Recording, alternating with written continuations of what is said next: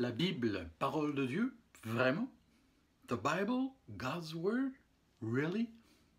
Aucune affirmation n'est aussi déterminante pour notre foi et notre vie que celle-ci. La Bible est la parole de Dieu. En tant que chrétiens, tout ce que nous croyons, tout ce que nous sommes et tout ce que nous faisons, tout ce à quoi nous nous attendons en dépend intégralement. No statement is as crucial and far-reaching as this one. The Bible is the Word of God. As a Christian, everything we believe, what we are, what we do, what we expect, depends upon it. Rien n'influence et ne détermine davantage ce que sera notre vie que ce que nous ferons de la Bible. La deuxième chose qui influence le plus notre vie, c'est de savoir comment nous allons aborder cette Bible, comment nous allons la lire, comment nous allons l'interpréter et l'appliquer.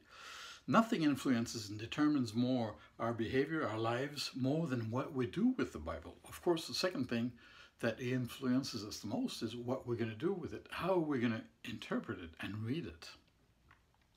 Les églises évangéliques des assemblées de la Pentecôte dont nous sommes déclarent la Bible, à la fois l'Ancien et le Nouveau Testament, est la révélation écrite du caractère de Dieu, de ses desseins de salut pour l'humanité et toute la création.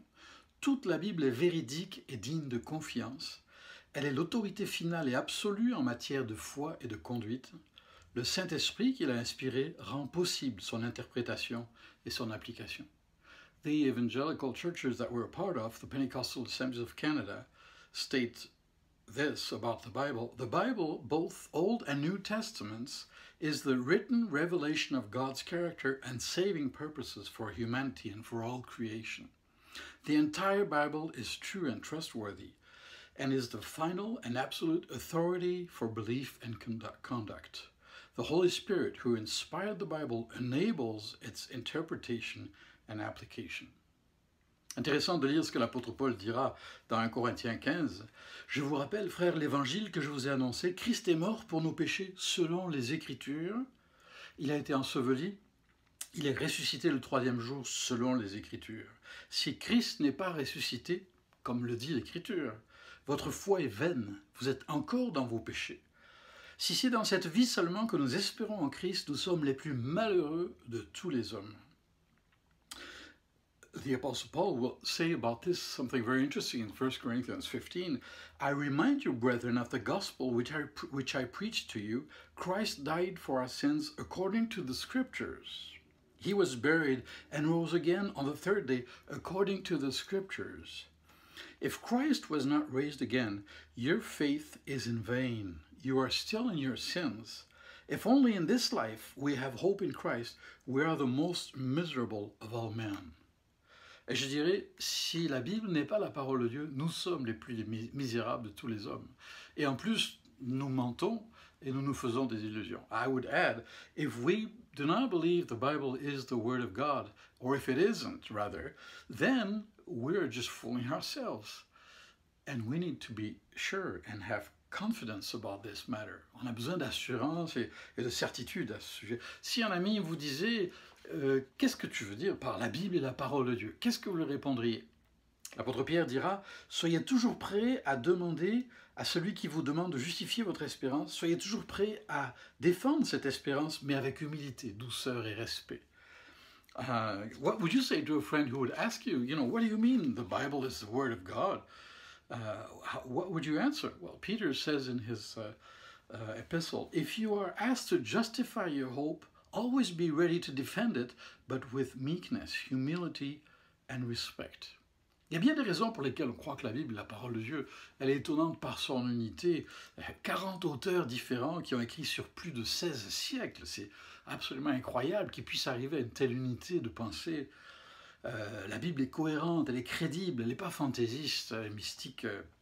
Elle est pertinente au présent encore aujourd'hui. Et elle est efficace et puissante, agissante. There are a lot of reasons to believe the Bible to be the Word of God. For one thing, it's unity. It's been written by 40 different authors over 16 centuries. I mean, how can these people have still this flow and unity as they do? The consistency of the Scriptures, its credibility, it's not mystical, magical, or whatever, as much as there are miracles in it. And it is relevant to the present. And also, it is effective and powerful. En fait, il y a toutes sortes de textes qu'on pourrait citer, on va en citer quelques-uns. Et curieusement, au risque de choquer certains, je dirais qu'aucun de ces textes ne suffit pris en lui-même pour prouver que la Bible est la parole de Dieu. There are a lot of scriptures we can use, and we often use to mention the Bible as the Word of God.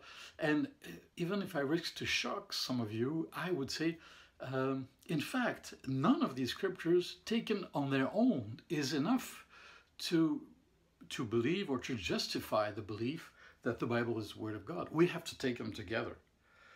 J'aimerais vous en lire plusieurs. I'd like to read some of them. Psaume 119. Ta parole éternelle est pour toujours établie dans le ciel.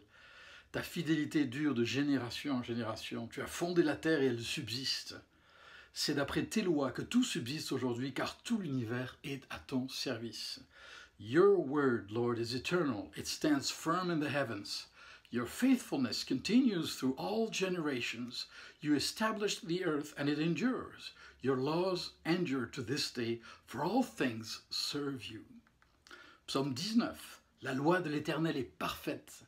Elle donne du réconfort. Le témoignage de l'Éternel est vrai. Il rend sage celui qui manque d'expérience.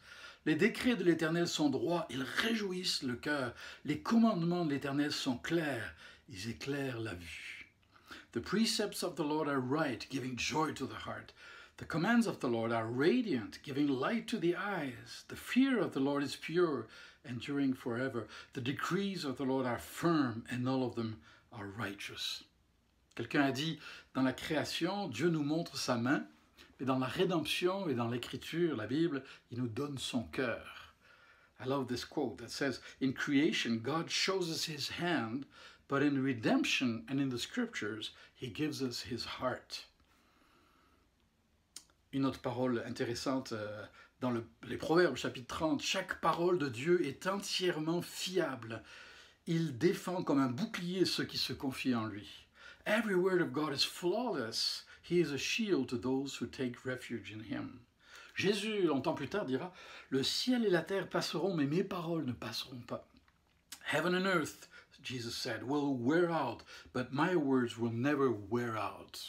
From the Message translation. Ailleurs encore, Jésus dit, celui qui a mes commandements et qui les garde, c'est celui qui m'aime. Celui qui m'aime sera aimé de mon Père. Moi aussi, je l'aimerai, je me ferai connaître à lui. The one who knows my commandments and keeps them, that's who loves me. And the person who loves me will be loved by my Father, and I will love him and make myself plain to him. Et plus tard aussi, Jésus dira dans l'évangile de Jean, quand le Consolateur sera venu, l'Esprit de vérité, il vous conduira dans toute la vérité, car il ne parlera pas de lui-même, mais il dira ce qu'il aura entendu et il vous annoncera les choses à venir. But when he, the Spirit of truth, comes, he will guide you into all the truth. He will not speak on his own, he will speak only what he hears, and he will tell you what is yet to come. Et ce verset qui nous parle du Saint-Esprit qui allait venir conduire les disciples dans la lumière de sa révélation, pour nous, chrétiens, certainement, ça pointe vers le fait qu'il allait conduire et inspirer la suite des Écritures.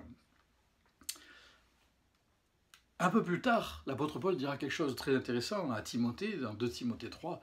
Il dira, quant à toi, tiens ferme dans ce que tu as appris et reconnu comme certain, sachant de qui tu l'as appris. Depuis ton enfance, tu connais les saintes Écritures. Bien sûr, c'était l'Ancien Testament à l'époque. Et en passant, quand Paul écrit ces mots, le Nouveau Testament n'a pas encore été écrit, seulement il est en gestation, si j'ose dire.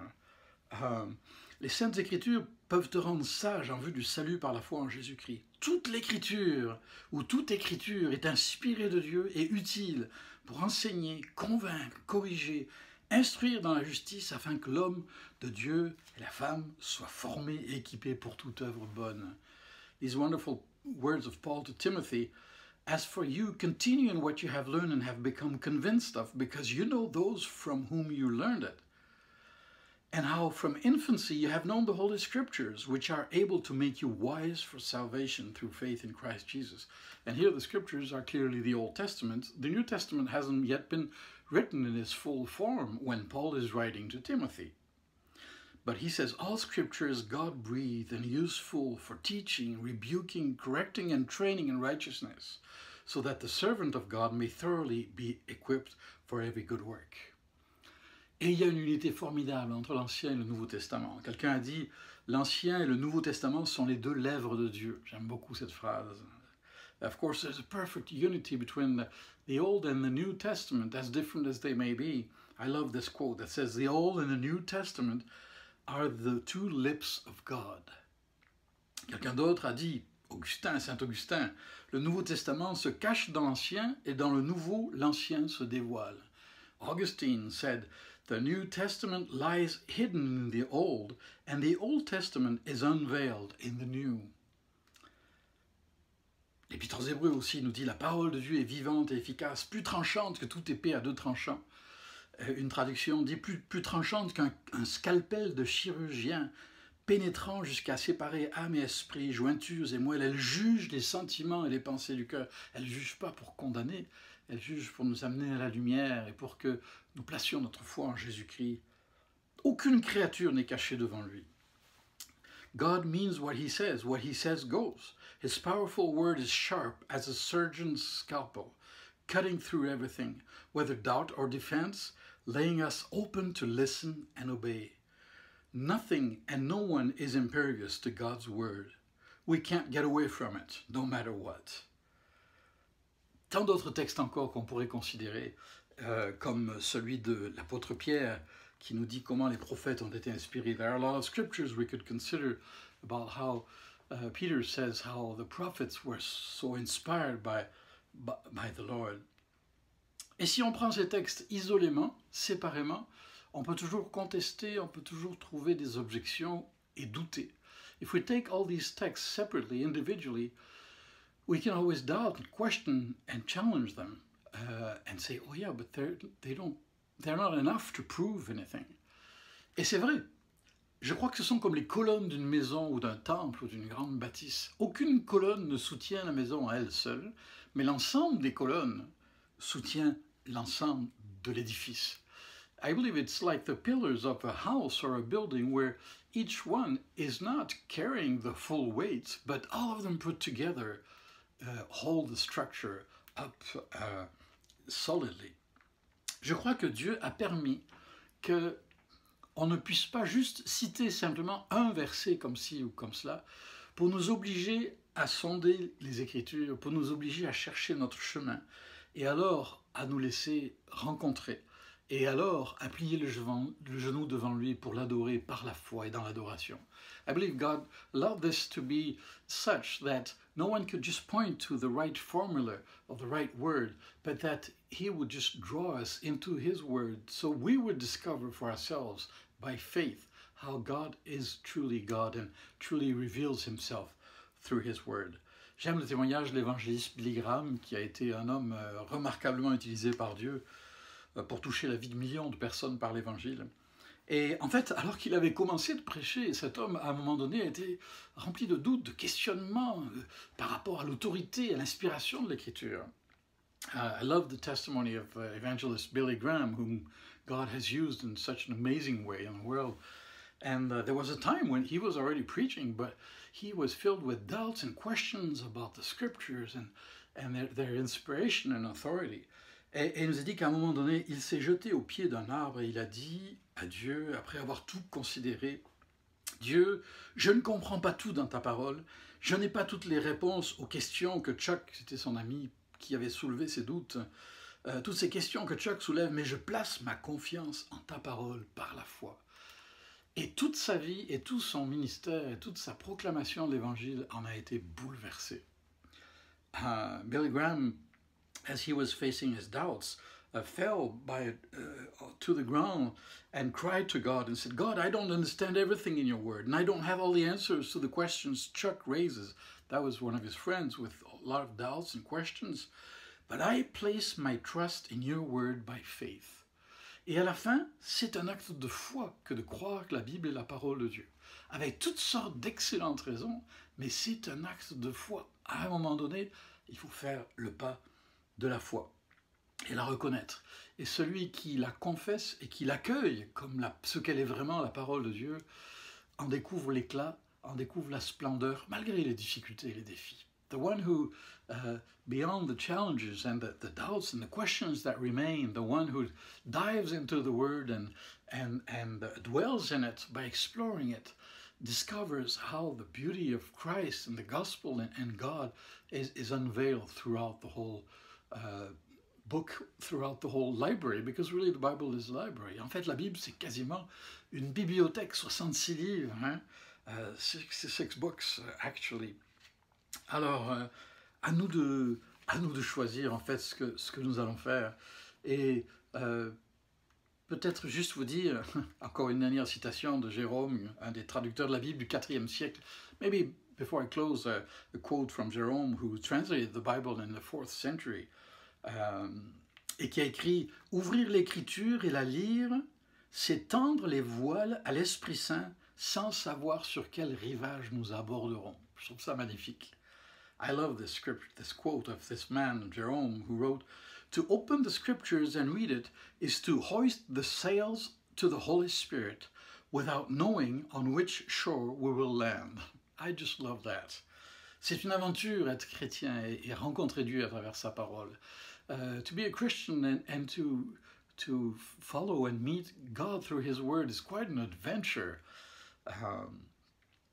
Alors pour terminer, si vous doutez de l'autorité de la parole de Dieu, je vous lance le défi de l'explorer, de demander conseil à un ami et d'oser relever le défi, de dire « Dieu, ouvre mes yeux sur les merveilles de ta parole. » If you doubt the authority and inspiration of the scriptures because of many things you've heard or seen around you, I just challenge you to accept, to look beyond your doubts and your fears and to actually turn to God and say, God, I want to trust you. I want to believe you, and I'll take your word upon it.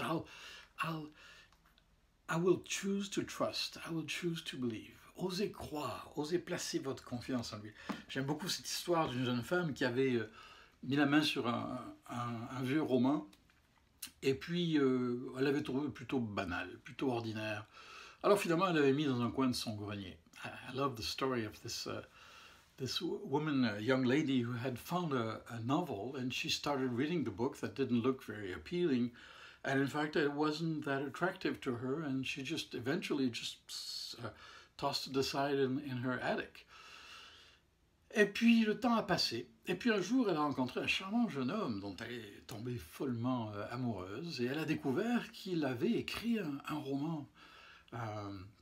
Eventually, sometime later, she met a young man, and she found out that he actually had written a novel himself, and that was quite intriguing. En fait, le roman en question, quand il a dit le titre, elle a réalisé que c'était celui qu'elle avait un petit peu ignoré et qui était sous la poussière dans le fond de son grenier. And then she realized when he gave her the title of the novel that it was the book that she had tossed aside and that was laying there in the dust of her attic.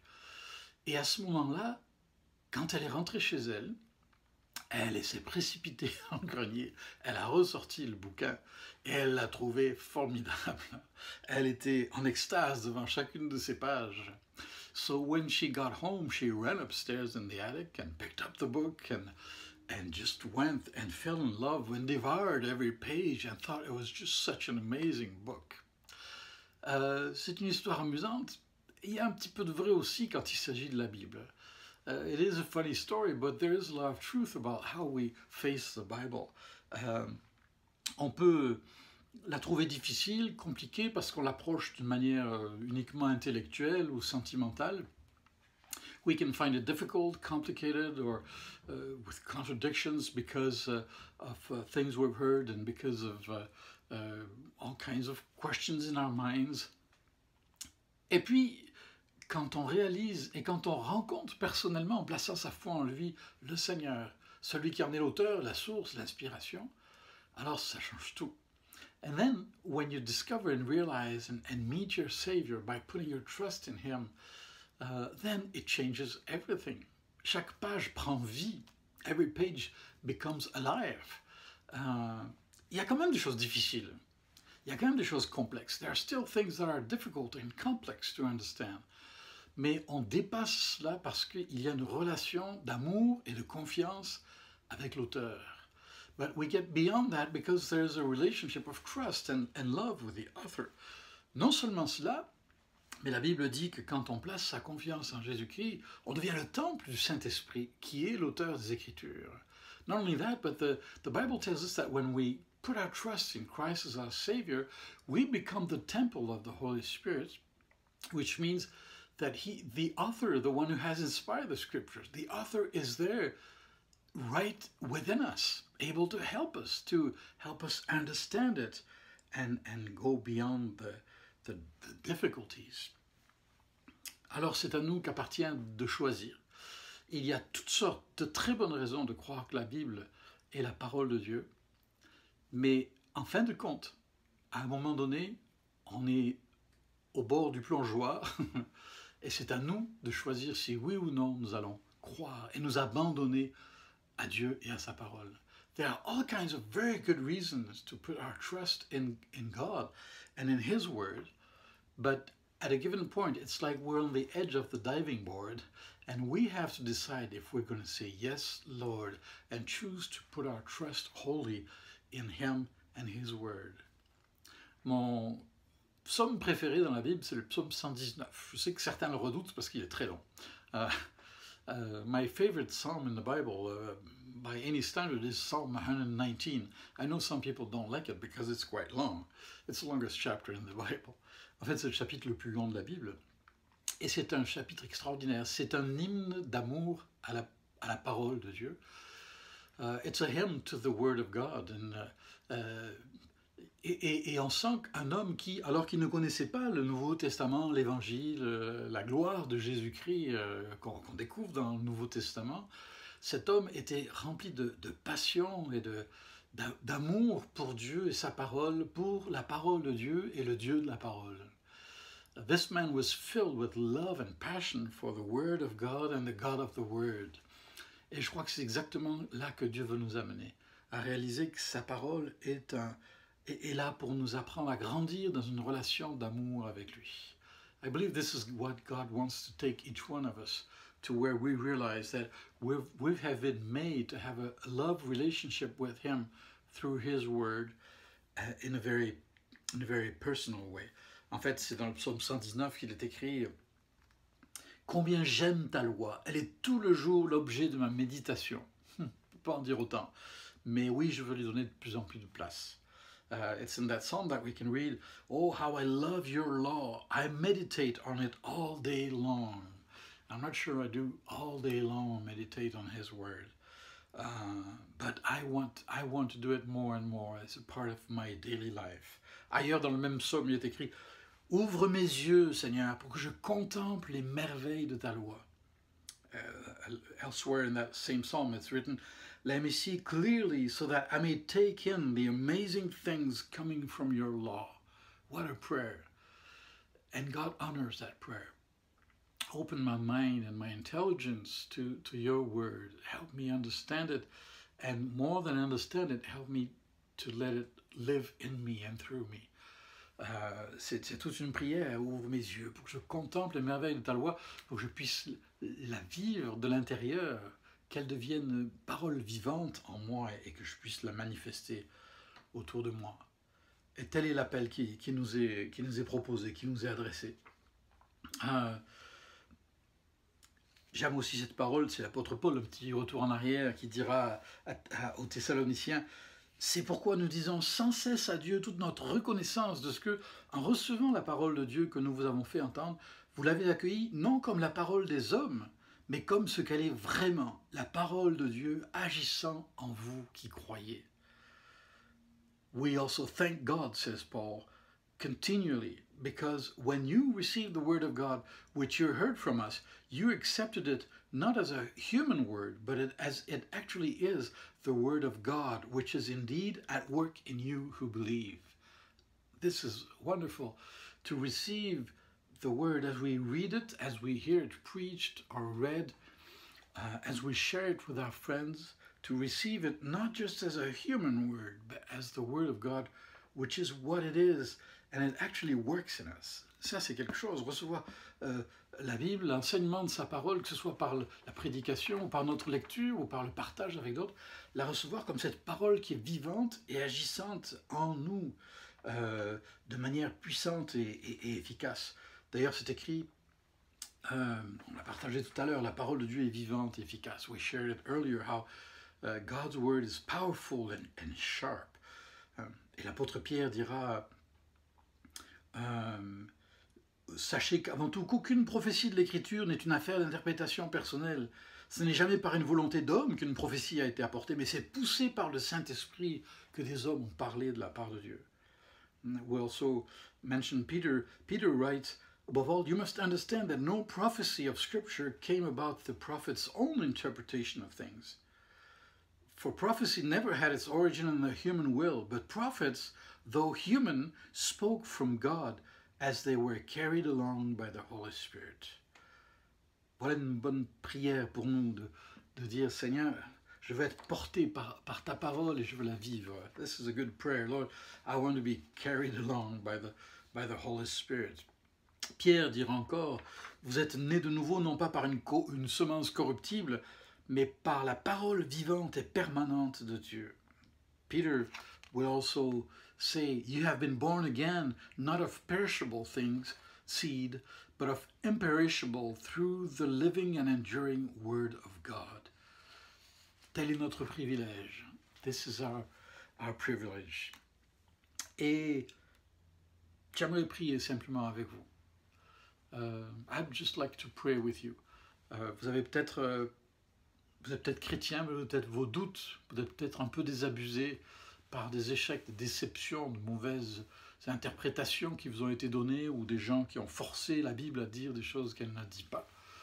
Maybe you've been disillusioned and disappointed with people who've pushed the word of God, the Bible, to say things it doesn't really intend to say. Et vous êtes déçus et vous avez des doutes dans votre esprit. J'aimerais prier avec vous. Peut-être que vous n'êtes pas chrétien et vous dites moi j'ai du mal à croire que la Bible est la parole de Dieu. J'aimerais aussi prier avec vous. Que Dieu ouvre vos yeux comme je veux qu'il ouvre les miens et qu'ainsi nous nous laissions transformer par sa parole. Parce qu'elle est là, non pas pour nous informer, mais pour nous transformer, nous qui avons été déformés et désinformés aussi. It's there to transform us, not just to inform us, but to reshape our whole life. Alors merci Seigneur pour la Bible. Je choisis de l'ouvrir comme parole de Dieu, inspirée et animée par ton Esprit Saint. Et cette Bible ouverte me rappelle aussi que tu m'ouvres ton cœur, ainsi qu'un libre accès à ta grâce et à tes promesses par Jésus-Christ. Aide-moi à te rencontrer, à te découvrir de jour en jour à travers ces pages. Ouvre mes yeux, ma pensée, mon intelligence et viens les purifier, les renouveler, les transformer, les façonner. Délivre-moi de tout orgueil, de toute pensée impure et égoïste, de toute étroitesse d'esprit. Que ton règne vienne, qu'il gagne du terrain dans ma vie, par ta parole, au nom de Jésus-Christ. Thank you, Lord, for the Bible. I choose to open it as the Word of God, inspired and animated by the Holy Spirit. This open Bible reminds me that you opened your heart to me and gave me free access to your grace and promises through Christ Jesus. Help me to meet and discover you through it. Open my eyes, my mind, and my intelligence, and come and cleanse, purify me, and transform me. Deliver me from all pride, all impure and selfish thoughts, from all narrow-mindedness. May you reign in me. May your reign gain ground in my life through your word, in the name of Jesus. Amen. Et si vous n'avez jamais reçu Christ comme votre sauveur, c'est la meilleure chose que vous puissiez faire, vous ne le regretterez jamais. À vous de lui dire simplement, pardon Seigneur. Pardonne-moi pour ma vie sans toi, ma vie loin de toi. Je t'accueille, je te reconnais comme mon sauveur et Seigneur de ma vie. Viens régner en moi, sois le bienvenu et apprends-moi à marcher sur tes traces, à l'écoute de ta parole. Et il le fera, parce que Jésus en a payé le prix sur la croix. If you've never given your life to the Lord, why not? Tell him right now, Lord, I ask your forgiveness. I have lived my life far from you in my own ways, and I just come to you and want to welcome you as my Savior and Lord, and I want to follow your footsteps as I follow your word. In Jesus' name. Amen. Merci pour votre écoute patiente et que Dieu vous bénisse alors que vous explorez toujours plus ce précieux livre, sa parole. Thank you for your patience, and may God continue to bless you as you continue to explore this wonderful word He has given us.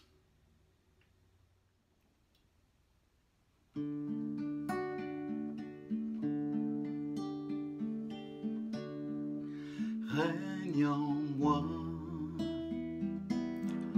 Roi puissant, règne en moi, règne en moi, Roi puissant, règne en moi, maîtrise mon cœur, viens régner Seigneur,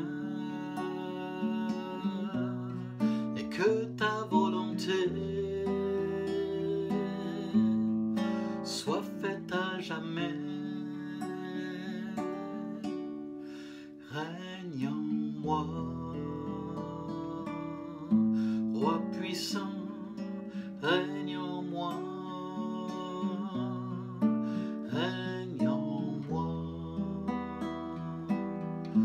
Roi puissant, règne en moi. Reign in me, Sovereign Lord, reign in me,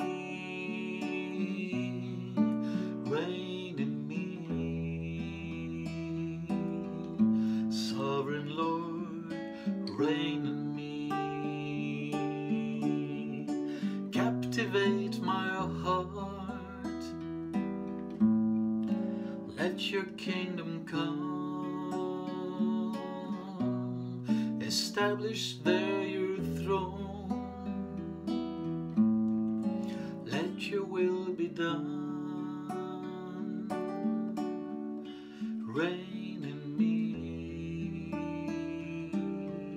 Sovereign Lord, reign in me, reign in me, Sovereign Lord, reign in me. Règne en moi, Roi puissant, règne en moi.